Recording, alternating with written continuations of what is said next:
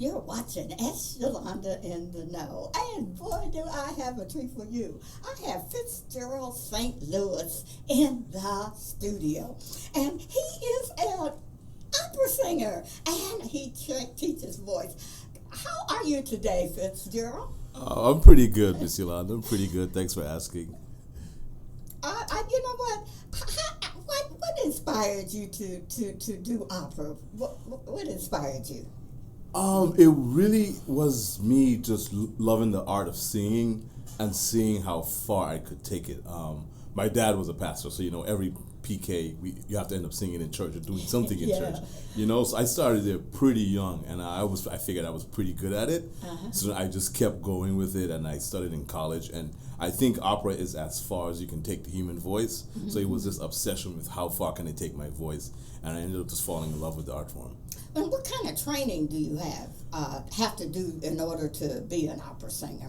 Man, it's usually a few years. If you're really talented, like a couple less years, but regular people like us, it's a few years. I have an undergrad is from Middle Tennessee State University. I studied with a soprano there named Dina Cankrian. That was about 4.5 years, and then I did grad school at Peabody at Johns Hopkins, and that was another 2 years there. So about 6 years, and then even between that, I'm still studying and taking lessons. So it never really stops, but at least 6 or 7 years to sort of figure out what you're doing.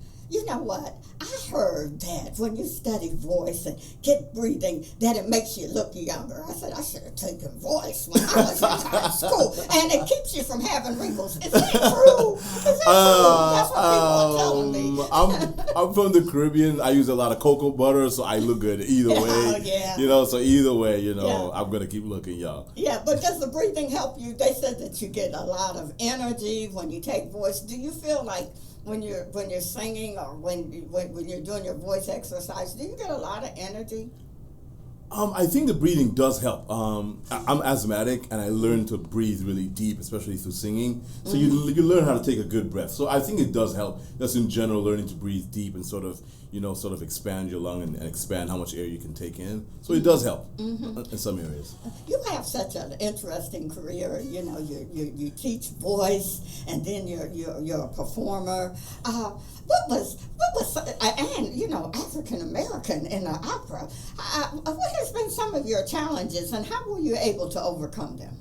Well, actually, now in 2024, the African American thing in opera is not that rare anymore.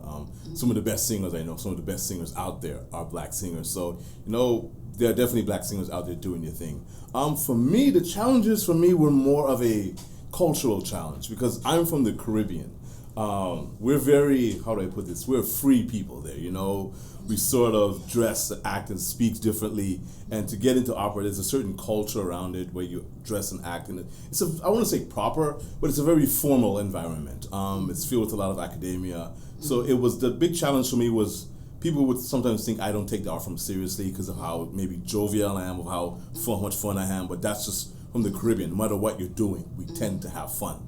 We tend to sort of joke around and dance a lot and move a lot and just talk a lot. And it's a little bit different in the opera world, and sometimes it's really hard for people to understand that it's not I don't take this seriously. It's just culturally, It's a culture. Yes, it's a cultural thing. Now, do you have to know a lot of languages? Because I noticed that a lot of the opera, some of it is like in Italian and French. And do you have to master a language in order to be an opera singer? Yes and no. So there are four. Every opera singer has to have at least 4 languages under their belt. It's English, French, Italian, and then I think German. Yes. Yeah. So these 4. Now some others will do Russian, some will do Czech. But the 4 basic ones: English, French, Italian, and German. For me, the French came a lot easier because I grew up, again, in the Caribbean, this island called Dominica. It's sandwiched between 2 French islands, Guadeloupe and Martinique. So French was always in my ear. So it wasn't really hard for me to pick up and start singing it. Plus, we speak Creole back on my island. It's sort of like a broken kind of French. So French was always familiar to me. Italian and German, what I did, I was very lucky. My parents and my godparents, what they did, when I was studying in undergrad, every summer I would sort of go overseas and do a music a music program overseas, so I would sort of get the other languages in my ear. So I remember going to Germany, I remember going to Austria, I remember going to Italy, just so I could sort of hear the language from the original form itself, and that sort of would help me sort of get the language a little bit better. Oh, that's awesome. That's awesome. And so you and I understand that it to be an opera singer, it's a full-time job because you have to do a lot of rehearsal. Is that true? It is now. Funny story. I recently just quit my job last year, December. The last day of the year, I said I'm going to actually go after this full time. You know, because I liked financial stability, so I had a job for a while. But like you said, to do this, it is a full time job. Just yesterday, I was rehearsing from I think 2 to 5, and then we had to come back from 7 to 10. So it does take a lot. So now it requires a lot of your time and energy. So to do it full time, you really need to just focus on that. And you travel all over the world, don't you? I used to.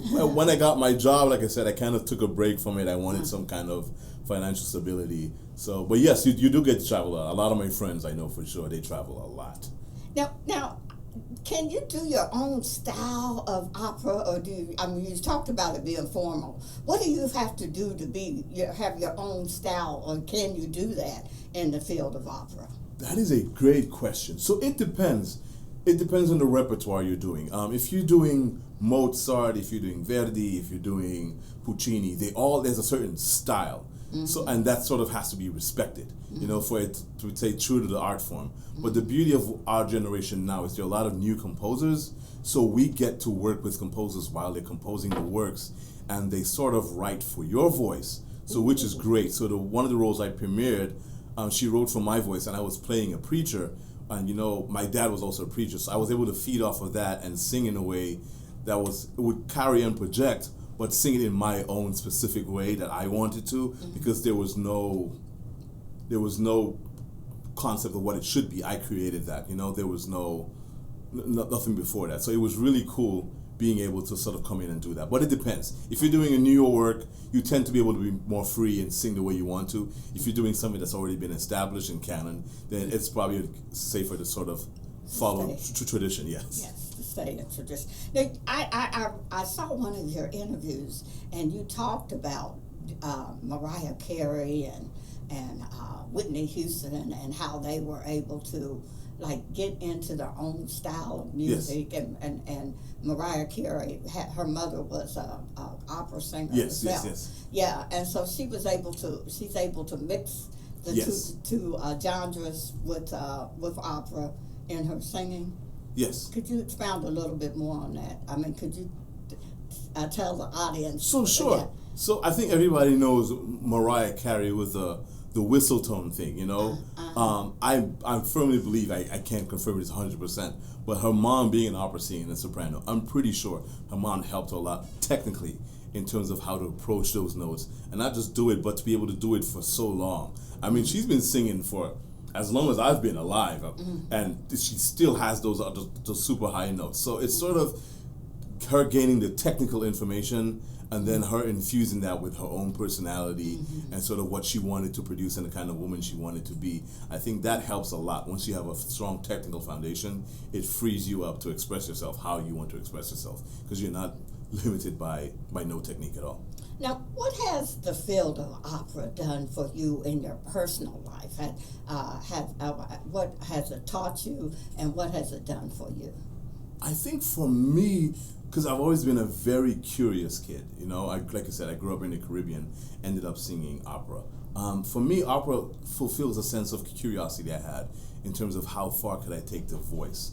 How could I use the voice to express certain feelings that maybe I couldn't do in reggae or I couldn't do in gospel? So for me, it's all about, everything in my life is about expanding my world. My dad would always tell me, your world is only as big as the amount of information you've acquired. So I've always made it my mission to sort of just really learn so my world can be as big as possible. And in the world of opera, there is so much to learn. Not just opera, but classical music and everything about it is just so in depth, and it provided me the opportunity, I guess, to sort of sate my curiosity. Now there's going to be a play that's coming up called The Pirate. It's going to be at the Martin Luther King's, not the Martin Luther, at the Lincoln Theater Yes. on June the 21st and the Yes. 23rd. And you have a role in it. Could you tell us about your role? It's a comedy too, right? Yes, it is. Yes. It is. So I play Samuel. He's the first lieutenant of the Pirate King, and also the Pirate King is Eric. He's actually from Columbus, great guy. He also too is African American, so hopefully you get to talk to him pretty soon. He's a really cool guy. So I play his first lieutenant, and essentially we're a dysfunctional band of pirates. It's really funny. We used to be noblemen. You don't find that out till the end. Who sort of gone astray and wanted to live the rough life. You know, in the end, they ended up going back. But it's really funny. It's about a dysfunctional family, and musically, it's a little bit of a parody of traditional opera. So, and it's one of the greatest American works. So it's going to be awesome. It's a lot of fun. And it's a play that opera that the whole entire family can come to. Yes. Is that right? Yes. Wow. I don't think anyone dies. Let me double check, because usually with an opera, someone has to die. I'm going through this. I don't think anyone dies, so that's good. And it's pretty family friendly. It's also in English, so that's great. You don't have to spend your time looking at subtitles and trying to figure out what's going on. You know, if we do our job correctly, you should be able to understand every word and every joke. You can fully focus on the stage and on the action. And you talked about you don't even dress up anymore at the operas. That you talked about it being formal. I read that you don't have to be in a formal attire to go to the opera. Is that correct? Not at all. Of course, if you want to dress up, you're more than welcome to. You are more than welcome to. But it's no longer required. Before opera, going to an opera used to be some sort of status symbol. Now it really is for everyone. We're trying to get everyone involved. So by all means, whatever you feel like wearing, you just show up wearing that. Well, my family got so excited when they heard that there was African American opera, and I told them, I said, "Well, you really don't." She said, "I got to get a new dress." I said, "Well, you really don't have to. You can wear, it's casual." She said, "No, an opera in my mind is an opera." I love that. Every time I go, I dress up. I want to dress up. Every time I go, I dress up. So I'm 100% on board with that. I love it. Just to go in there and looking good, enjoying the show. Absolutely. She wants to dress up. She wants to dress up, and she wants to make sure that it would be her first experience ever at an opera. So really? So she does not want. I'd love to meet her after the show. Please tell her, come say hi to me, okay? I certainly will, because she has never been to an opera before, and so she wants to dress just like they do on TV. Absolutely. We are totally down for that. By all means, come dressed up. So everybody, you just have to be out to come out to the Lincoln Theater on June the 21st and the 23rd, and get your tickets at the Lincoln Theater for the opera. It's a family affair. You can bring the entire family and enjoy. And it's not really that expensive. You think that to go to an opera you would probably have to pay $70, $80, but this is a lot. They have student fees. It is affordable. Absolutely. And if you want to dress up, you could. By all means. But Fritz, it's been awesome to have you on the program. Thank you. You know what? I think you had me thinking about taking that voice lessons, because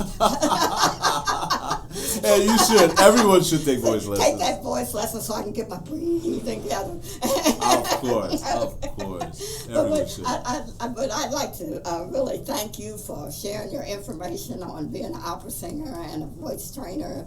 And thank you for being on this week's program of Yolanda in the Know. And guess what? I'm going to see you at the opera, and I'll see you next week on Yolanda in the Know. Guess what? I love you, and you cannot do anything about it.